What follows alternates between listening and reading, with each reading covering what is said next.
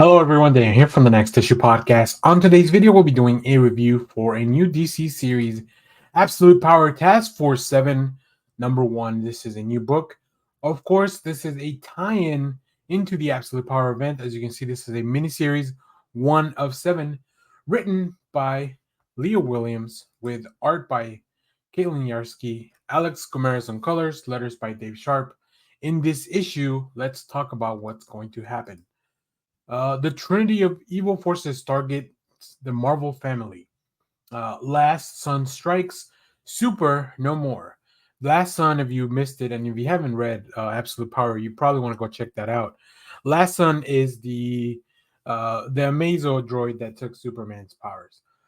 In this issue, we see with the assault on Metropolis's heroes complete, Amanda Waller's latest living weapon, the Last Sun, sets his sights on the most powerful supers in the DCU, the Marvel family. Will their combined powers be enough to survive this terrifying threat? In this bi weekly series, we'll see the Absolute Power event through the eyes of evil, as told from the point of the Trinity of Evil. So I think this is going to focus a lot on each of the. I believe there are 7 Amazo droids, but yeah, we'll be checking in with Amanda Waller, I think. So that's going to be really interesting. So let's let's see. This series was actually very surprising. I didn't know this was coming out, but I do love the point of view. I think that Leah Williams manages to really capture that. There's a lot of despair in this issue as things get pretty intense for everyone around, and I think having the android that has taken the Superman family's powers go up against the magic wielders. I will say one thing they do mention as an editor's note that this the events of this happen after Wonder Woman 11. Wonder Woman 11 isn't out yet, so keep that in mind going into this. It's a little bit of maybe scheduling things that will probably, it's a little bit of a spoiler for Wonder Woman 11 because you already kind of know what happens with some of the characters you'll see in that issue. Nevertheless, I think this is really well done. I am a big fan of Yarsky's art as well. So let's go take a look at some of the preview art here. Whether it's Amanda Waller's demeanor, her face, her stance, I think Yarsky really manages to capture that. Also, as I mentioned, this is full of despair. I can't believe that I feel bad for Parasite, which is weird to say, but here we are. And I think having this mission take us to the Rock of Eternity, it gives us a lot of interesting opportunities to explore different characters, weird stuff. There's a dinosaur in this issue because, of course, there is. So, yeah, a lot of really fun stuff. Really enjoyed this one. As far as times go, I think this is going to be a fun series to read along with the Absolute Power. So, I think this will come out in the weeks where Absolute Power is only 4 issues, so it makes sense that this would be bi-weekly to kind of fit a couple of them in between issues. So hopefully they've arranged the schedule in a way that we avoid as many spoilers. Like we can actually read things in order. So really cool covers at the end of the video. Stay tuned for that.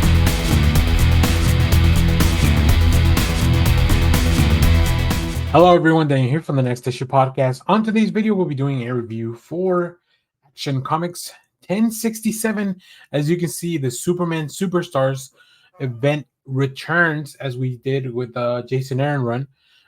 This is going to be really interesting. So let's talk about some of the creative team here.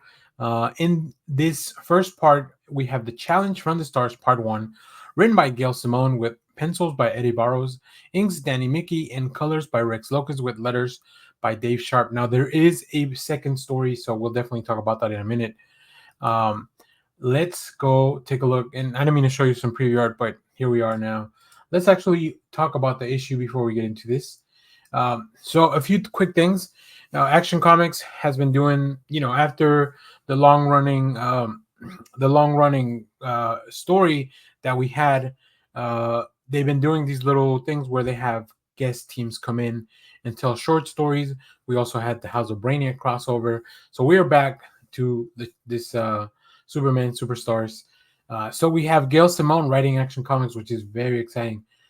In this book, we have Gail Simone returning to Superman for a three-part arc drawn by Eddie Barros. Superman and the Challenge from the Stars. Superman fights for two worlds. When a massively powerful alien race makes Earth their arena, Superman must stand alone against impossible challenges that threaten locations all around the world and the lives of the people that he loves. A not to be missed epic tale of Superman's strength, wit, and resourcefulness in an early stage of his public career. We have a second story, and I'll talk about that in a minute, but let me pull up some of the art. I think Eddie Barrows does a really good house style for Superman. So if you wanted to see something that looks a little bit more like classic DC comics, I think this really does it. Um, one of the things that I noticed the most is that because we do have a pencil and an inker, like the art does feel a little bit different. Sometimes there are differences when you have an artist doing everything and then you have somebody, a collaboration of artists. And this really feels very old school, as you can see. Like Jimmy's camera looks like something out of the 70s. The outfits, just everything kind of screams a little bit of, early in the career of Superman. So including like I said, the outfit that Lois Lane wears here. So yeah, I really really thought it was a fun, charming story, and then it takes a turn for full of action, where this alien race just comes out of nowhere. So that was really cool. Now let's talk about the big crux of it all here. As you can see, this is one of my favorite panels in the pages. As the aliens are about to rampage, Superman drops in from the sky, and I just love the pacing by Barrows. We see the old school type of logo. As you once again, you can tell this is early in Superman's career. So all right, let's move on to the backup story. In this backup story, we have New York Times bestselling author Rainbow Rowell making her DC debut as she takes on the most powerful woman in Superman's life. This is a Lois Lane story. Lois and Clark in love at work, written by Rainbow Rowell, with art by Cian Tormey, colors by Romeo Lafardo Jr., letters by Dave Sharp. Now, this is very tonally different to the first story, and I thought that was really fun that you could have a book with two stories like this. I really this more contemporary stylized art. It's something that I prefer over what we saw in the earlier story. Although I enjoy them both, this just feels more familiar to what I've been reading over the past few years. But yeah, I just love exploring, what's going on with Lois Lane. Let's take a look at what she does, how she fits into Superman's life, because we know that she's a great character that brings a lot to the table. So yeah, I think both Gail Simone and Rainbow Rowell, they respectively capture the essence of Superman and the super world around him. And I think both of them are presenting different challenges for both Lois and Clark. So this looks really fun. I'm excited to see how this goes. I don't know if the second story is also a three-part story. It would make sense that it would be. So I'm looking forward to seeing what comes after this. But if Hello everyone, Daniel here from the Next Issue Podcast. On today's video, we'll be doing a review for Green Lantern number 13. This is an absolute power tie-in. So great place to jump in on the Green Lantern series if you haven't. Let's talk about the creative team before we get into the book. This is written by Jeremy Adams with pencils by Fernando Pasarin, inks by Auclair Albert, colors by Romelu Fajardo Jr., letters by Dave Sharp. Really cool cover by Ariel Colon, and then we'll see some other covers at the end of the video, so stay tuned for that. So yeah, this is an absolute power tie-in, spinning right out of the pages of the last issue, issue number 12, where things left off in a really interesting place. I think in a good place overall for Hal, but then of course this happened. So we have a few interesting stories with Star Sapphire. We're following Hal and some of the other lanterns.